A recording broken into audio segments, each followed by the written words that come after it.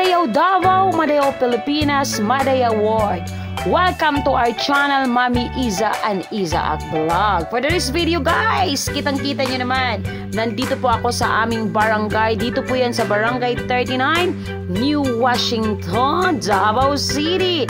Ayan po mga senior citizen. Happy na naman ang ating mga lolo at lola dahil makakatanggap na naman sila ng financial assistance. Ito po yung annual financial assistance galing po sa local government ng Davao City.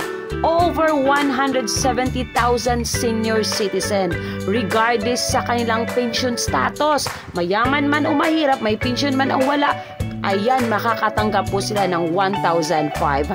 O, di ba? Sana all!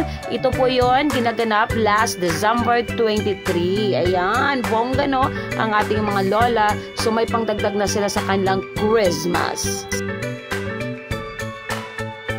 Lahat ng 60 years old pataas, syempre may OSCA ID kasi patunay yan na ikaw ay senior citizen. Ayan po guys, bongga no. Iba ito guys sa kanilang monthly no, subsidy, yung national. Kasi ang national ay hindi lahat ng senior citizen ay makakatanggap dahil nagmamatter yun sa iyong pension status. Kung may pension ka like SSS at GSIS, hindi ka pwede.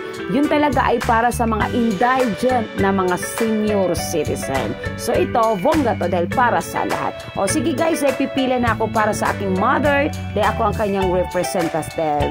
Kaya naman, bye-bye and Merry Christmas and Happy New Year.